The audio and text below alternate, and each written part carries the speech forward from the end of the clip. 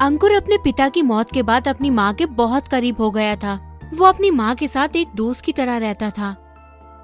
इधर साधना एकदम हॉट दिखने वाली औरत थी। वो 55 की उम्र में 35 की नजर आती थी। वो हमेशा एकदम टिप टॉप मेकअप में रहती थी। मोहल्ले के जो भी अंकल लोग साधना को देखते तो देखते ही रह जाया करते थे।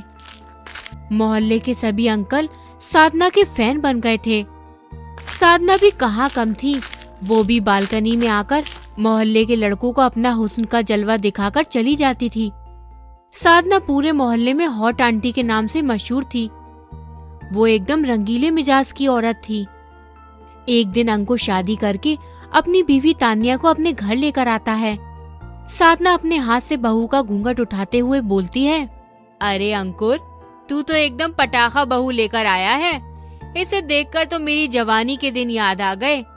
बहू, जब मैं किसी भी रास्ते से गुजरती थी मुझे देखकर लोगों के मुंह में पानी आ जाता था। और बहू, जब मैं इस घर में आई थी तो मेरी सूरत देखकर तुम्हारे ससुर जी के साथ साथ उनके दोस्त भी मुझ पर फिदा हो चुके थे। अरे माँ, तू फिर से अपनी जवानी के किस्से लेकर बैठ गई। आपकी जवानी के चक्कर में कहीं हमारी जवानी यहीं खड़े खड़े बीत ना जाए। हमें जाने दो माँ, आज हमारी सुहाग रात है। बेटा, इतना उतावलापन अच्छा नहीं है। अरे माँ, बस भी करो। ये देखो, तुम्हारी बहू कितनी देर से खड़ी है। ठीक है बेटा, तुम अंदर बहू को लेकर जाओ। मैं तुम्हारे पिताजी से बात करके आती हूँ। फिर अंकुर तान्या को अपने कमरे में ले जाता है। अंकुर रोमांटिक होकर गाना गाता है, लग जा गले के फिर ये हंसी रात हो न हो।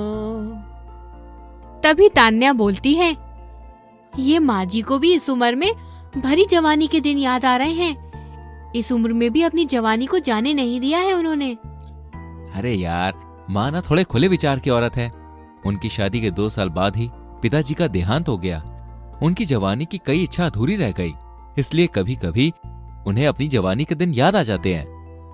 क्या ससुर जी टपक चुके हैं? तो माँ जी किससे बातें करती हैं फिर? अरे वो पिताजी की फोटो से बात करती है, और कोई बात नहीं है। बड़े अच्छे घर में शादी हुई है मेरी। यहाँ सभी खुले खुले लोग पड़े हैं, कहीं मैं भी यहाँ खुल न जाऊं। अरे माँ को साइड में रखो ना। अब चलो सुहाग रात एंजॉय करते हैं। मैं अभी कपड़े चेंज करके आती हूँ, तब तक आप तैयार हो जाओ। तान्या एक प्यारी सी नाइटी पहनकर वहाँ आती है। उसको देखते ही अंकुर रोमांटिक अंदाज में उसके करीब जाता है। तभी तान्या बोलती है, पहले लाइट तो बंद करो। अंकुर जैसे ही लाइट बंद करने जाता है तो खिड़की से झांकती अपनी माँ को देख लेता है और गुस्से में बोलता है, अरे माँ, तुम यहाँ क्या कर रही हो? क्या माँ? माँ कहाँ है? साधना खिड़की से ताकते हुए पकड़े जाने पर साधना का मुंह उतर जाता है। वो अपने आप को बचाने के लिए कमरे में आकर बोलती है, अरे वो बेटा, तेरे पिताजी से बात करने पर उन्होंने बोला कि बहू की इस घर में पहली रात है, कहीं बहू डर न जाए। बस मैं यही देखने आई थी। हम बच्चे हैं क्या? अपना ख्याल खुद रख सकते हैं। आप कैसी हरकतों से हमारी सुहागरात तो होने से रही। आपका बेटा तो ये है, पर लगता है आप चाहती नहीं कि हमारा बेटा हमारी गोद में खेले। इसलिए आप प्लीज जाइए और जाके सो जाइए। अच्छा, मैं तो तुम्हारी चिंता में यहाँ आई थी। ठीक है, मैं जाती हूँ। साधना के जाने के बाद अंकुर बोलता है, आओ जान, थोड़ा करीब आओ। अरे तुम तो चुप ही रहो। तुम्हारी माँ जरूर किसी न किसी कोने से देख रही होंगी, इसलिए मुझे अब सोने दो और तुम भी चुपचाप सो जाओ।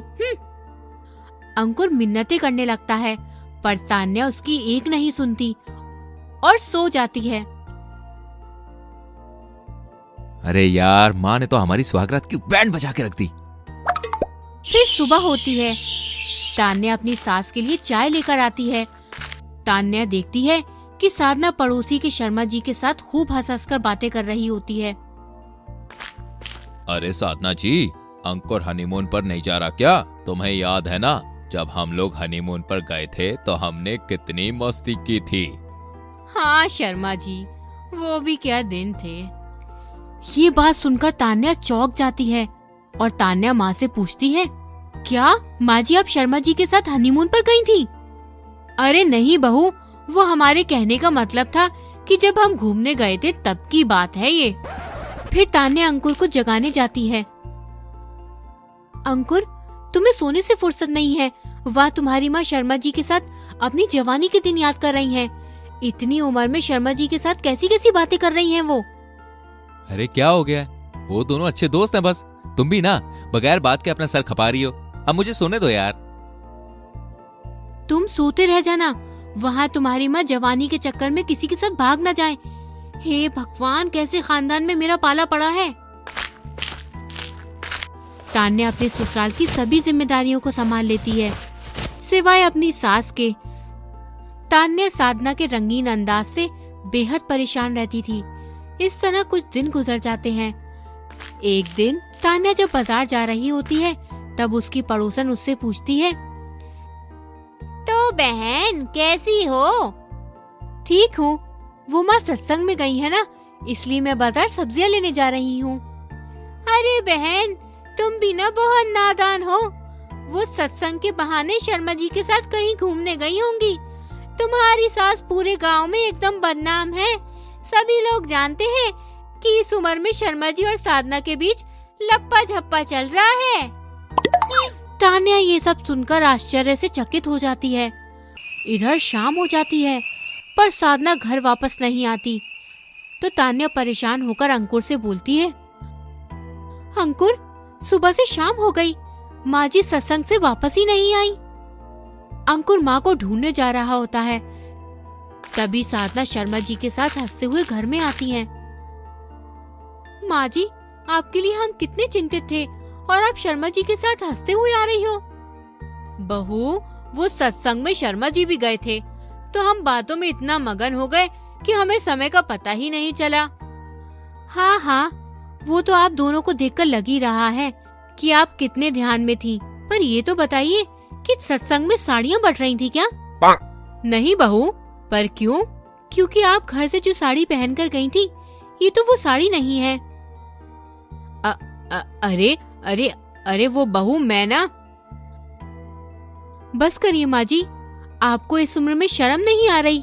55 साल की उम्र हो गई आपकी, लेकिन अब भी आप अपने आप को 25 साल का समझ रही हैं। तान्या बेबी, तुम टेंशन मत लो, मैं माँ को समझा दूंगा।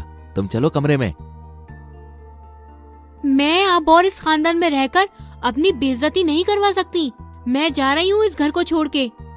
तान्या अपने सामान को लेकर अपने मैके चली जाती है। तान्या के जाने के बाद, अरे बेटा कोई बात नहीं, हम नई बहू घर ले आएंगे।